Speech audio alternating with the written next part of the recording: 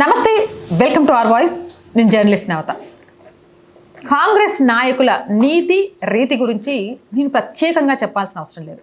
పార్లమెంట్లో వాళ్ళ ఎన్నికల మేనిఫెస్టోను చూసినా, మహారాష్ట్ర ఎన్నికల సమయంలో వాళ్ళు చేసింది చూసినా, జమ్మూ కాశ్మీర్ ఎన్నికల సమయంలో మల్లికార్జున ఖర్గే వ్యాఖ్యలు చూసినా, వీళ్ళ రాజకీయాలు ఎలా ఉంటాయి, దేశాన్ని గుప్పెట్లో పెట్టుకోవడానికి వీళ్ళు ఎలాంటి ప్రయత్నాలు చేస్తారు, ఆ ప్రయత్నం కోసం ఒక వర్గాన్ని మొత్తం కూడా బుజ్జగించడానికి ఎంతవరకు వెళ్తారు అనేది చాలా క్లియర్గా తెలుసు. కానీ మరి ఇంత దిగజారిపోతారు అనే విషయం మాత్రం తెలియదు. ఈరోజు ఇద్దరు కాంగ్రెస్ నేతలు సుప్రీంకోర్టుని ఆశ్రయించింది. దేనికోసమో తెలుసా? వివాదాస్పద మసీదుల సర్వేపై నిషేధం విధించాలి అని డిమాండ్ చేస్తూ. వివాదాస్పద మసీదులు అంటే జ్ఞానవాపికి సంబంధించి, అది మసీదు కాదు, మందిరం, అక్కడ శివాడికి సంబంధించిన ఆనవాళ్ళు ఉన్నాయని చెప్పడం కానీ, మథుర శ్రీకృష్ణుడి జన్మస్థానం అని చెప్పడం కానీ, మరో దగ్గర ఆలయాలను సగం ధ్వంసం చేసి నిర్మించిన మసీదుల విషయంలో న్యాయంగా ఏఎన్ఐ సర్వేలు చేయించి నిజంగా అవి మసీదులు అయితే వాళ్ళకే అప్పచెప్పండి, కానీ హిందూ ఆలయాలు అయితే అక్కడ పూజా కార్యక్రమాలు చేసుకోవడానికి వెసులుబాటు కల్పించడంతో పాటు అక్కడ పూజా కార్యక్రమాలు చేసుకోవడానికి, అక్కడ ఆలయాన్ని మళ్ళీ పునఃప్రతిష్ఠించుకోవడానికి అవకాశం కల్పించండి అని కోర్టుకెళ్ళి న్యాయపరంగా చట్టపరంగా దేవుణ్ణి కోర్టు బోన్లో నిలబెట్టి గెలుస్తుంటేనట అది తప్పట. అది తప్పు. వివాదాస్పద మసీదుల సర్వేపై నిషేధం విధించాలి అని చెప్పి డిమాండ్ చేస్తూ ఇద్దరు కాంగ్రెస్ నేతలు సుప్రీంకోర్టులో పిటిషన్ వేశారు. ఆ నేతల పేర్లు వచ్చేసి అలోక్ శర్మ, ప్రియా మిశ్రా. మత స్థలాల సర్వేకు సంబంధించిన పిటిషన్లపై కింది కోర్టులు ఆదేశాలు ఇవ్వకుండా నిలిపివేయాలని ఆయన తన పిటిషన్లో పేర్కొన్నారు.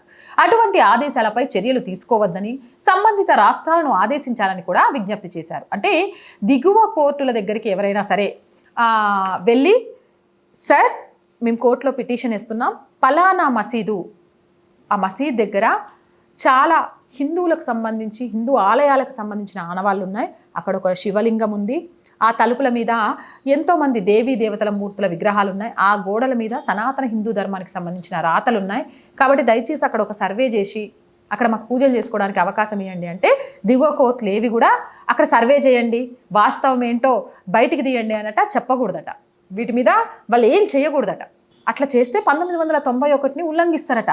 కాబట్టి ప్రార్థనా స్థలాల చట్టం ఉల్లంఘించిన వాళ్ళు అవుతారు దిగువ కోర్టులు. అలాగే దిగువ కోర్టులు చెప్పినాయని సర్వేకి వెళ్ళకూడదట వీళ్ళు కోరుకుంటారు.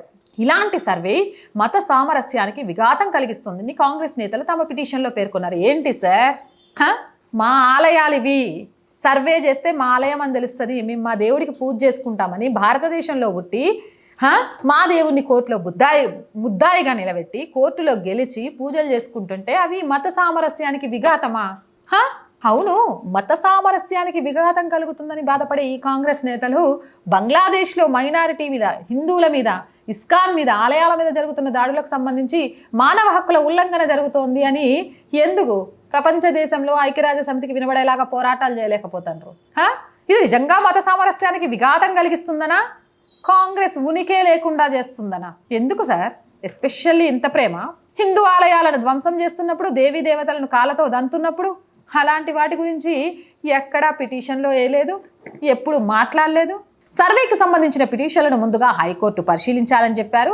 తొందరపాటు నిర్ణయాలు తీసుకోవద్దని సివిల్ కోర్టులకు సూచించాలి. సంభాల్, మధుర కృష్ణ జన్మభూమి, వారణాసి జ్ఞానవాపి, అజ్మీర్ దర్గా వంటి కేసులను కాంగ్రెస్ నాయకులు తమ పిటిషన్లో ఉదహరించారు. ఇది అశాంతి వాతావరణాన్ని సృష్టిస్తుందని అన్నారు. న్యాయవాది నరేంద్ర మిశ్రా ద్వారా ఈ పిటిషన్ దాఖలైంది. ఎందుకు? ఇప్పుడు మీరు చెప్పాల్సింది ఏంటి తెలుసా? సర్వే చేస్తే తప్పేంది? నిజంగా అది మసీద్ అయితే మసీదుగానే ఉంటుంది, కాదు అది మందిరం అయితే మందిరంగానే ఉంటుంది. అట్లా అని మేము మందిరం కట్టుకొని మసీదు లేకుండానా? ఈరోజు అయోధ్యలో రామ్లల్ల విగ్రహ ప్రతిష్ఠ జరిగింది, అంతే, అక్కడ మసీదు నిర్మాణం కూడా జరుగుతుంది. అట్లా సామరస్యంగా ఉండాలి.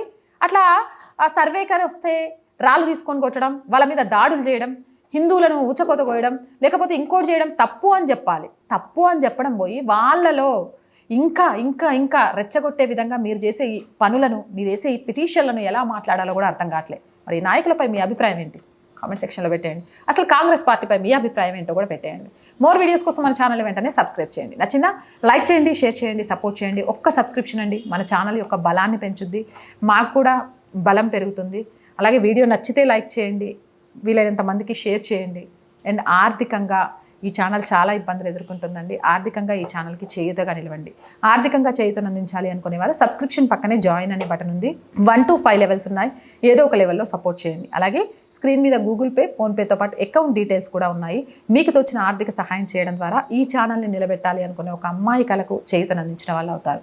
అండ్ వ్యాపార ప్రకటనల కోసం కూడా 8328500576 నెంబర్కి సంప్రదించండి. ఒక్క వ్యాపార ప్రకటన ద్వారా ఈ ఛానల్కి చాలా చేయూత దొరుకుతుంది అనే విషయాన్ని మీ అందరికీ మరొకసారి విజ్ఞప్తి చేస్తున్నాం. జై హింద్, జై భారత్.